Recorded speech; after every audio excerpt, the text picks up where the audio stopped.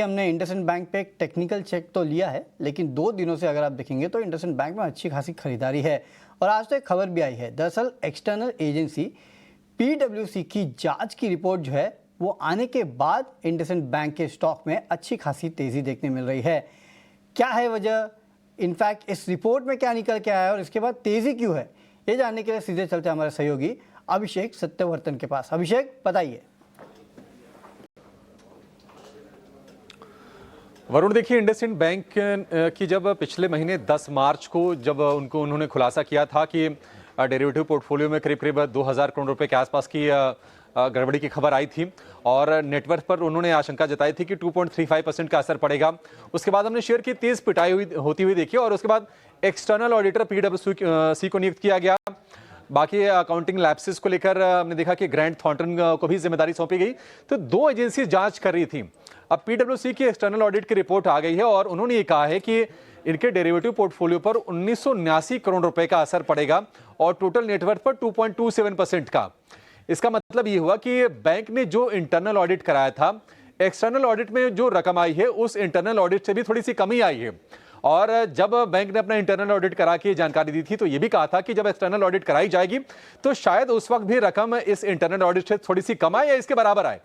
तो बाजार इसको पॉजिटिवली ले रहा है कि मतलब ऐसी कोई गंभीर चीजें निकल के आई नहीं है और उससे कम ही रकम आई है।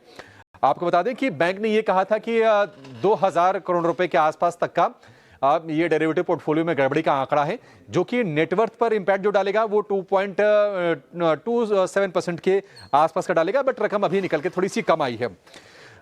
ये जब खुलासा हुआ था पिछले महीने 10 मार्च को, उसके बाद बैंक के मार्केट कैप में तकरीबन 18,000 करोड़ रुपए के आसपास की हमने गिरावट देखी, लेकिन अब रिकवरी वाले फेज में शेयर चला है।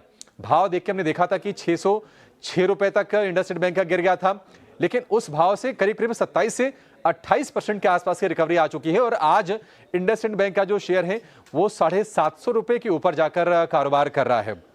ब्रोकरेज हाउसेस की राय क्या है? कुछ ब्रोकरेज हाउसेस ने अपनी रिपोर्ट निकाली है और मॉर्गन स्टैनली ने इक्वल वेट की रेटिंग दी है, 755 रुपए का टारगेट दिया है।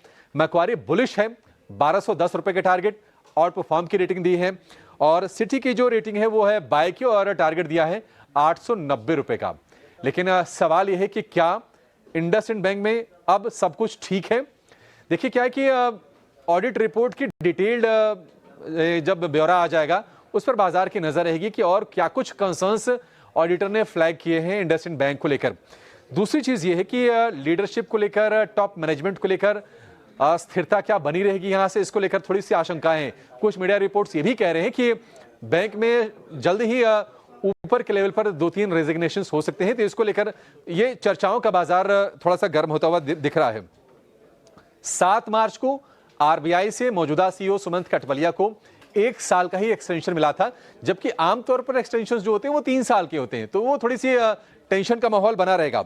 एक और चीज यह है कि आरबीआई ने इन प्रिंसिपल नॉट दे दिया है, यानी कि सैद्धांतिक मंजूरी दे दी है प्रमोटर को अपना स्टेक बढ़ाकर 15% से बढ़ाकर 26% करने के लिए, लेकिन अभी तक ये प्रमोटर ने अपना स्टेक बैंक में बढ़ाया नहीं है। अब इस पर बातचीत होती रहती है कई बार मैनेजमेंट से, तो उनका ये कहना होता है कि ये ड्यू कोर्स में है और इसमें थोड़ा सा समय लग भी सकता है। और एक और चीज, दिसंबर 2024 तक प्रमोटर का जो भी हिस्सा है वो गिर के करीब 15-15.5% के आसपास का है, उसमें से करीब करीब 51% हिस्सा गिरवी है। तो ये कुछ चैलेंजेस हैं इंडसइंड बैंक के शेयर को लेकर और निवेशकों को इसके बारे में जरूर ध्यान से देखना चाहिए। अगर हम की बात करें इंडसइंड बैंक की, तो आरबीआई ने भी कहा था कि निवेशकों को चिंता करने की बात नहीं है, जो कस्टमर्स हैं उनको भी ज्यादा तनाव लेने की जरूरत नहीं, क्योंकि कैपिटल एडिक्वेसी रेशियो यानी कि सीएआर करीब करीब 16.5% पर है। प्रोविजन कवरेज रेशियो वो है 70%। लिक्विडिटी कवरेज रेशियो 100% तक का अच्छा माना जाता है, लेकिन ये है 113% पर। ये मार्च तक के लेटेस्ट ही आंकड़े हैं। तो फाइनेंशियल अगर हम सेहत की बात करें तो ऐसी कोई दिक्कत की बात नहीं है, लेकिन हाँ कुछ कुछ जो चिंताएं हैं उसको ध्यान में रखना चाहिए short term to medium term में। अगर हम शेयर की चाल की बात करें तो मार्च के लो से करीब करीब 27% के आसपास की रिकवरी है। एक महीने में करीब 14.5% का रिटर्न दिखेगा इंडसइंड बैंक के शेयर में, लेकिन 2025 में अब तक 20% नेट ये शेयर गिरा है। और एक साल की अगर बात करें तो करीब करीब 48% के आसपास का वेल्थ इरोड हुआ है इंडसइंड बैंक के शेयर धारकों के लिए।